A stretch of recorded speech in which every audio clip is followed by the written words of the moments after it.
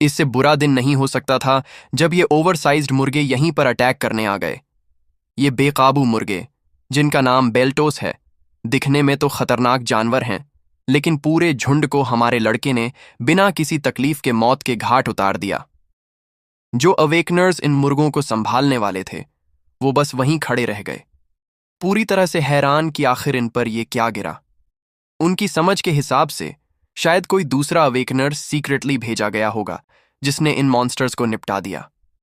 लेकिन ये बात समझ नहीं आती कि कोई एक इंसान कैसे पूरे झुंड को बिना सामने आए एक झटके में खत्म कर सकता है। आखिर इस देश में ऐसा टैलेंट किसके पास है जो इतने सारे मॉन्स्टर्स को एक झटके में उड़ा दे।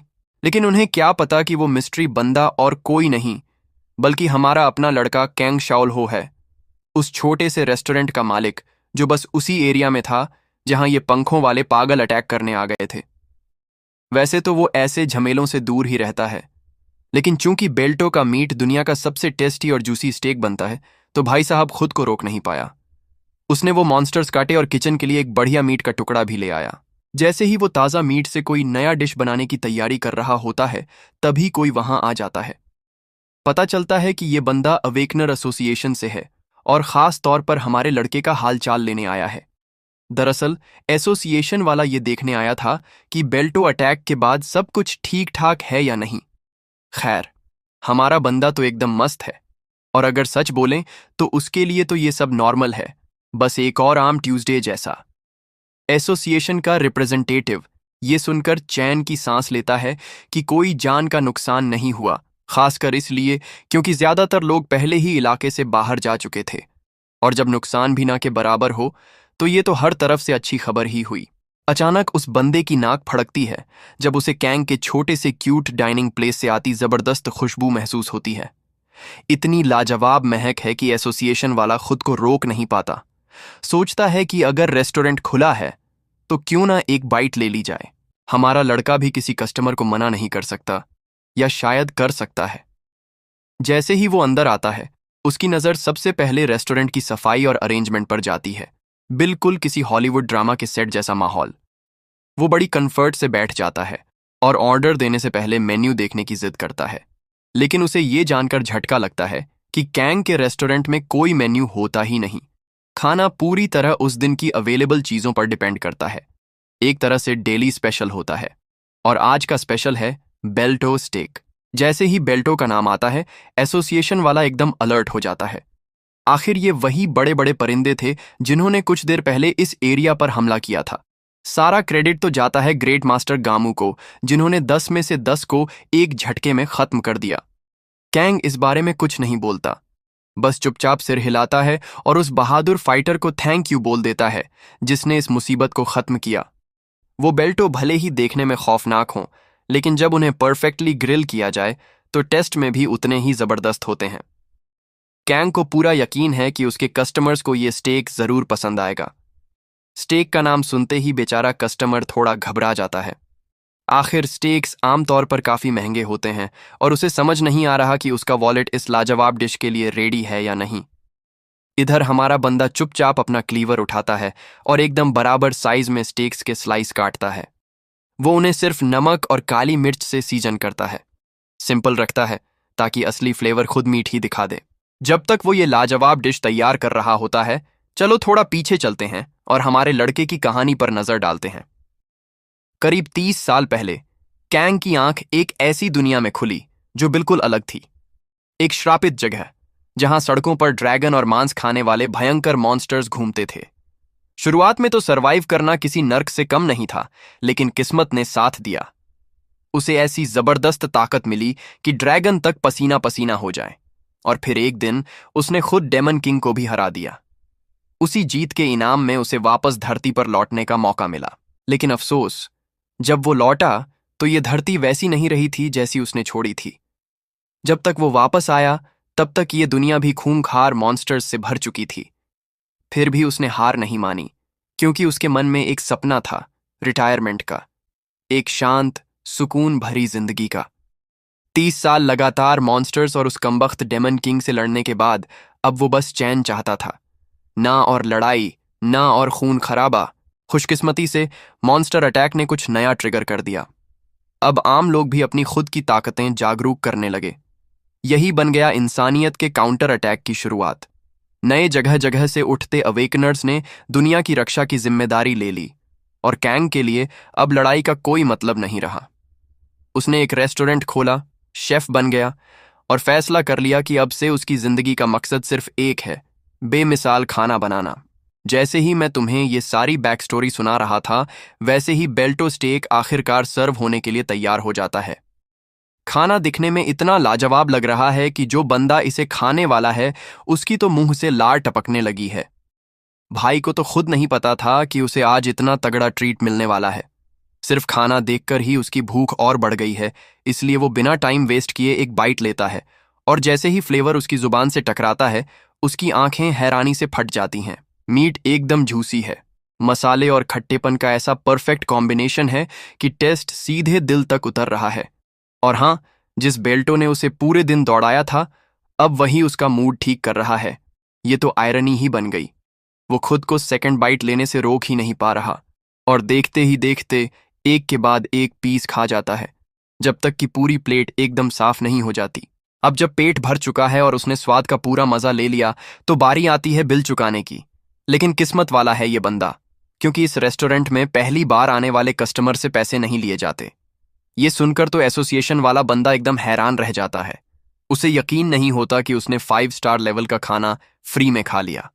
उसकी सारी थकान गायब हो जाती है और वो खुद को एकदम फ्रेश और एनर्जेटिक महसूस करता है। इतना अच्छा एक्सपीरियंस मिलने के बाद अब तो वो सोच रहा है कि इस छोटे से रेस्टोरेंट में और भी यादें बनाई जाएं, लेकिन फिर भी वो जिद करता है कि उसे इस बढ़िया अनुभव के लिए कुछ ना कुछ पे करना ही है। जब वो मानता ही नहीं तो कैंग आखिरकार 10 रुपए या डॉलर लेने के लिए तैयार हो जाता है। सूट वाला बंदा खुशी खुशी पेमेंट करता है और जाने से पहले एक रिक्वेस्ट करता है कि कैंग अपना ख्याल रखे।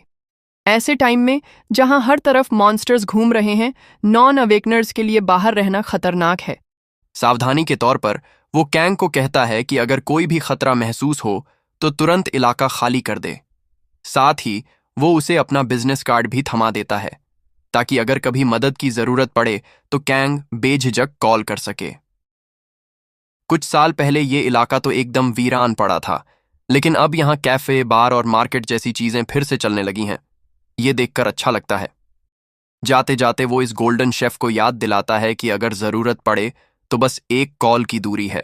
जैसे ही वो आदमी बाहर निकलता है, कैंग वहीं खड़ा सोचने लगता है कि आज का दौर वाकई में नॉन अवेकनर्स के लिए कितना मुश्किल है। और शायद इसलिए उसे ऐसे लोगों के लिए दिल से रिस्पेक्ट है, जैसे कि ये एसोसिएशन वाला, जो अपनी जान की परवाह किए बिना दूसरों की सेवा में लगे हुए हैं। कैंग फिर खुद अपना बनाया हुआ खाना टेस्ट करता है और जैसे ही वो पहला बाइट लेता है, एकदम तसल्ली से सिर हिलाता है, फ्लेवर से पूरी तरह खुश। रात धीरे धीरे उतर रही है और हमारा बंदा अब दिन खत्म करने वाला है, क्योंकि आज का दिन काफी स्मूथ बीता। लेकिन दुकान बंद करने से पहले उसे याद आता है कि बेल्टो के जो अंडे उसने पहले लाए थे, उनसे कुछ स्नैक्स बना ही लेता है।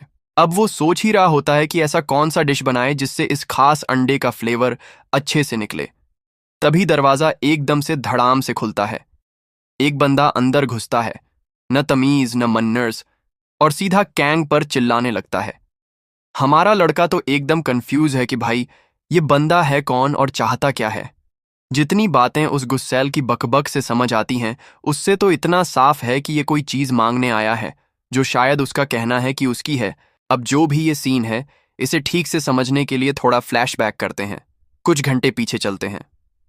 सोडोमिन के ट्रेडिशनल मार्केट में ढेर सारे पैडलर अपने सामान बेचने में लगे हुए हैं।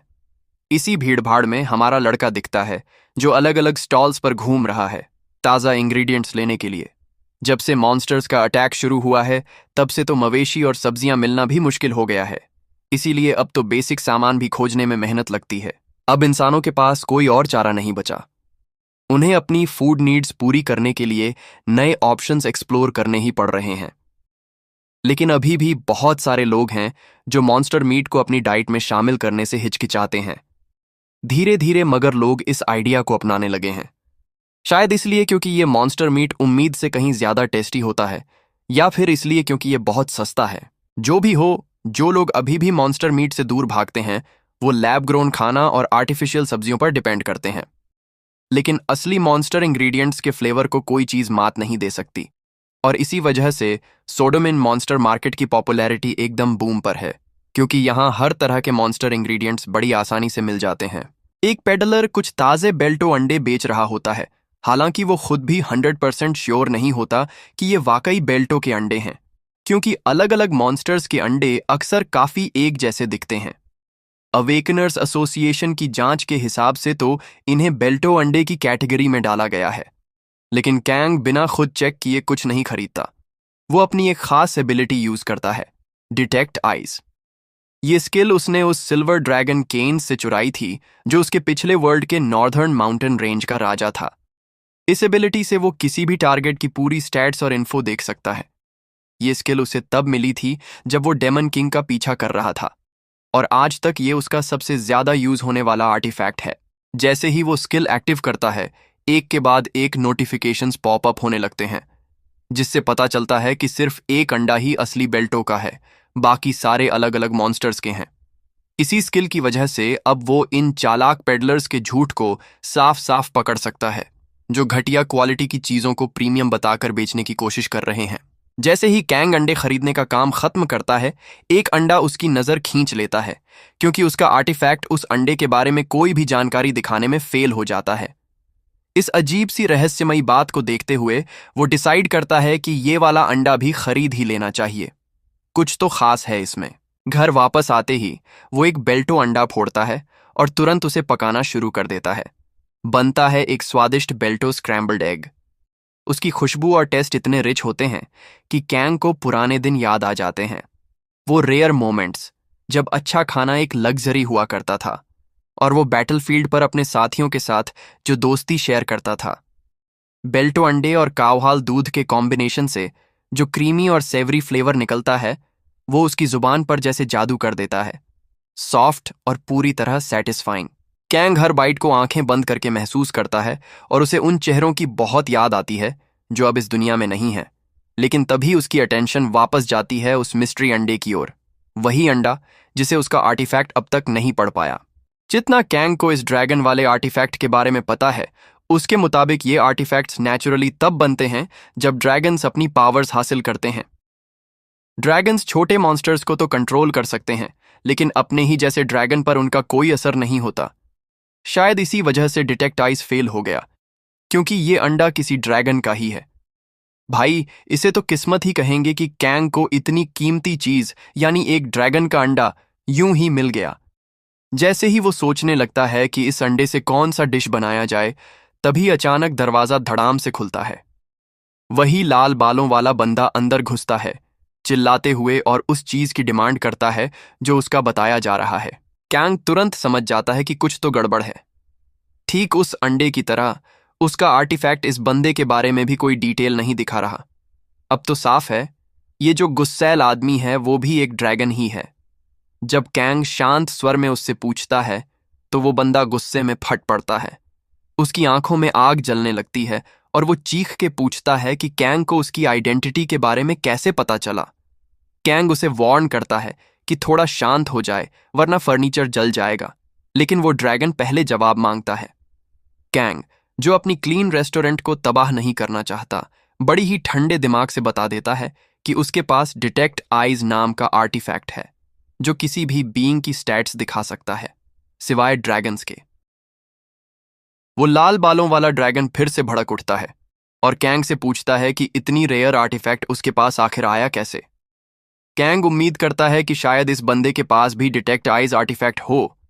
अगर ऐसा है तो उसे सब कुछ समझाना काफी आसान होगा। इस बीच वो ड्रैगन बंदा कैंग की शांति और कॉन्फिडेंस को देखकर खुद हैरान हो जाता है। उसके सामने एक नॉर्मल इंसान एक ड्रैगन की आंखों में आंख डालकर खड़ा है, और उसे कोई फर्क ही नहीं पड़ रहा।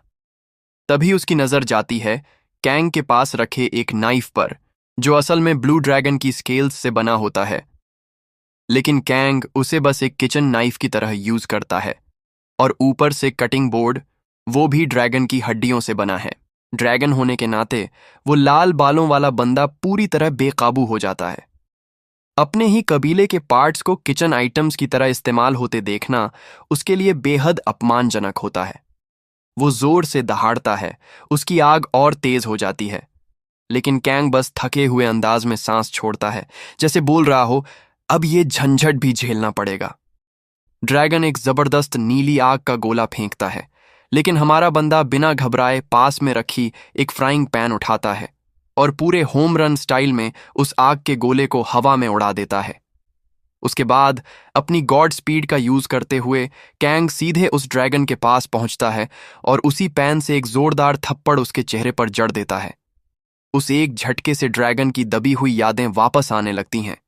वही आवाज जो उसने पहले कभी सुनी थी दिमाग में गूंजती है। पिछले वर्ल्ड में कैंग एक बार उस ड्रैगन किंग के सामने आया था और उससे उसका आर्टिफैक्ट मांग लिया था। उसे डेमन किंग को हराना था और उसके पास बहस करने का टाइम नहीं था। तब ये लाल बालों वाला ड्रैगन सिर्फ एक बच्चा था और उसका बाप उस आर्टिफैक्ट का असली मालिक। जब उसके फादर ने देने से मना किया तो बेटे को समझ आ गया कि उनका अंजाम अब तय है, क्योंकि कैंग का नाम उस दुनिया में मीरोलियूस के नाम से जाना जाता था और उसका डर सबके दिलों में था। वापस प्रेजेंट में आते हैं, जहां कैंग अब ड्रैगन को सीधा ऑर्डर देता है, फर्श साफ कर, वरना अगला थप्पड़ तेरे सिर पर पड़ेगा। थोड़े हिचकिचाते हुए वो ड्रैगन सच में एक मोप और बाल्टी उठाता है और जलने के निशानों को साफ करने लग जाता है। जब वो ड्रैगन का बच्चा जमीन की सफाई में जुटा होता है, कैंग उससे कैजुअली पूछता है, कहां से आया है तू? उसे ये जानने की दिलचस्पी होती है कि आखिर ये आग उगलता बंदा डिटेक्ट आइज आर्टिफैक्ट के बारे में इतना कुछ जानता कैसे है। जैसा कि हमने फ्लैशबैक में देखा था, ये बंदा असल में उस पुराने वर्ल्ड के इस्पान कॉन्टिनेंट में पैदा हुआ था, वही जगह जहां हमारा बंदा डेमन किंग से भिड़ा था। अब पता चलता है कि ये ड्रैगन बंदा भी एक डायमेंशनल क्रैक के जरिए इस नई दुनिया में क्रैश कर आया है।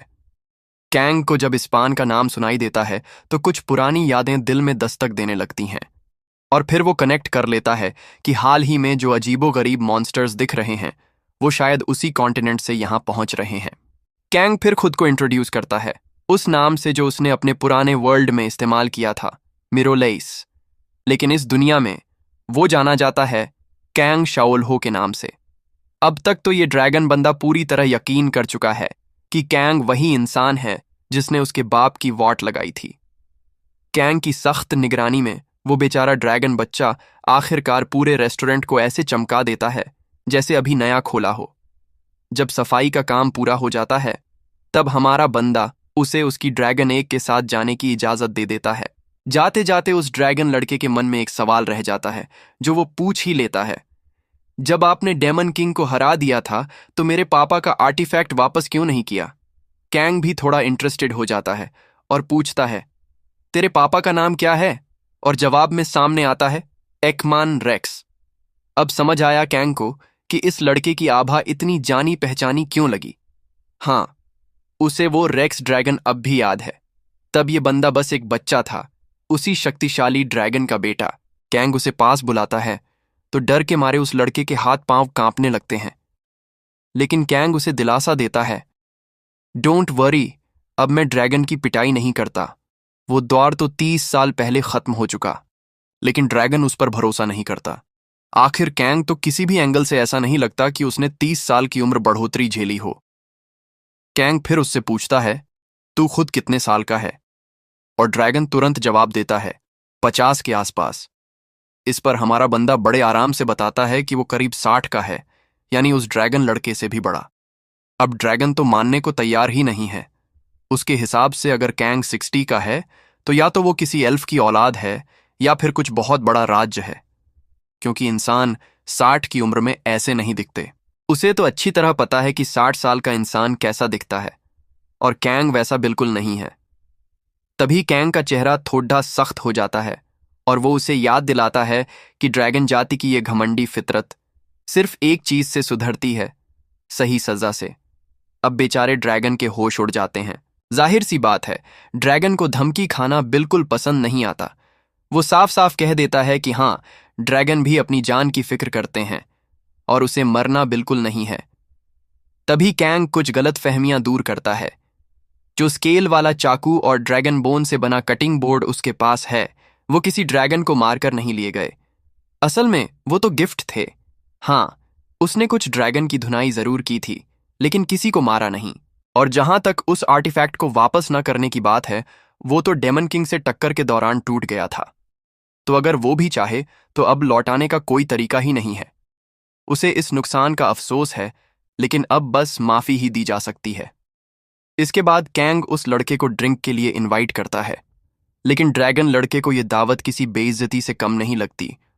आखिर एक इंसान के साथ बैठकर पीना ये उसकी शान के खिलाफ है। लेकिन आखिरकार सारा अल्कोहल पीने के बाद वो बंदा पूरी तरह से नशे में धुत हो जाता है, जबकि हमारा बंदा एकदम साधु जैसा शांत और होश में बैठा रहता है। ड्रैगन बड़े घमंड से कहता है कि कांग पहला इंसान है जिसे ड्रैगन के साथ बैठकर शराब पीने का मौका मिला है, लेकिन हमारे भाई को कोई इंप्रेशन नहीं होता। ये पहली बार नहीं है जब उसे पहला इंसान कहकर कोई टाइटल मिला हो। खैर, वो पूछता है कि ये अंडा आखिर दिया किसने, क्योंकि ड्रैगन किड तो अभी बच्चा है, वो तो ऐसा कुछ कर ही नहीं सकता। जाहिर है लाल बालों वाला ड्रैगन थोड़ा चौंक जाता है हमारे बंदे की ऐसी बात सुनकर, खासकर इसलिए क्योंकि मेल ड्रैगन अंडे दे ही नहीं सकते। असल में वो अंडा इस लाल ड्रैगन का छोटा भाई बहन है। कुछ समय पहले उनके ड्रैगन लेयर में एक डायमेंशनल रिफ्ट खुल गई थी और उस दिन उसके पेरेंट्स घर पर नहीं थे, तो वो और अंडा इस दुनिया में भटक कर आ गए। तकरीबन आधा साल हो गया है उन्हें यहां फंसे हुए। फिर वो कांग से उसके सफर के बारे में पूछता है। एस्पान में अफवाहें थीं कि डेमन किंग को हराने के बाद वो गायब हो गया था। उसे हैरानी होती है कि कांग सीधा धरती पर क्यों नहीं आया, और उस बीच के गायब वक्त में वो आखिर गया कहां था। कांग बताता है कि उसे एक जरूरी काम निपटाना था, और जब वो हो गया तब वो वापस धरती पर आया। ड्रैगन का करीबी फिर एक और सवाल पूछता है, अगर कांग के पास इतनी ताकत है तो वो एक बेकार से रेस्टोरेंट में क्यों पड़ा है? एक इंसान होते हुए भी वो आराम से दुनिया पर राज कर सकता है। ये तो पागलपन है कि कांग ने अभी तक इन पागल हो चुके मॉन्स्टर्स के बारे में कुछ नहीं किया। और उससे भी ज्यादा अजीब बात यह है कि उसने कभी दुनिया पर कब्जा करने की कोशिश भी नहीं की। आखिरकार इंसान तो पावर हंग्री, लड़ाकू, खुदगर्ज और सेल्फिश होते हैं। उसे अभी तक याद है कि जब डेमन किंग मरा था तो इंसानों ने शांति मनाने के बजाय एक दूसरे से ही लड़ना शुरू कर दिया था। कांग मानता है कि इंसानी नेचर पूरी तरह वैसा नहीं है जैसा वो कह रहा है, लेकिन उसे अब इन सब चीजों में कोई दिलचस्पी नहीं रह गई है। अब उसे ये सब बकवास लगती है। 30 साल तक मॉन्स्टर्स से लड़ने के बाद अब न तो उसे ताकत की भूख है और न ही किसी सत्ता की चाहत। ड्रैगन किड को एक इंसान की बातों पर ज्यादा भरोसा नहीं होता। फिर भी कांग उसे कहता है कि अपने इकलौते भाई बहन का अच्छे से ख्याल रखना। और हाँ, ये साफ दिखता है कि रेडहेड को अपनी बहन से कितना प्यार है। जिस तरह से वो उस अंडे को पकड़े हुए बैठा है, जैसे ही हैचिंग होती है और वो नन्ही सी जान अपने पंख फैलाती है और उड़ने की कोशिश करती है। कांग उससे पूछता है कि क्या उसने अपनी बहन का कोई नाम रखा है। लगता है रेडहेड ने अभी तक इतना आगे सोचा ही नहीं, तो फिलहाल वो उसे बस हैचलिंग कहकर बुला रहा है। कांग फिर एक और सवाल करता है, ये छोटी सी जान आखिर है क्या? रेडहेड थोड़ा चिढ़ते हुए कहता है कि वो फीमेल है। लगता है कांग को वो छोटी सी बहन पहले से ही पसंद आने लगी है। ध्यान से देखने पर वो थोड़ी बहुत बाजरे, मिलेट जैसी लगती है, लेकिन उसके छोटे छोटे दांत भी हैं, जिससे लगता है कि शायद ड्रैगन जन्म से ही ओमनिवोर होते हैं। रेडहेड काफी खुश नजर आता है कि इस अनजान ठंडी दुनिया में अब उसके पास एक प्यारी सी बहन है साथ देने के लिए। बात जब दुनिया की हो ही रही है तो कांग उससे कैजुअली पूछता है कि क्या इस प्लैनेट पर उसका कोई घर है। तो दोस्तों, आज के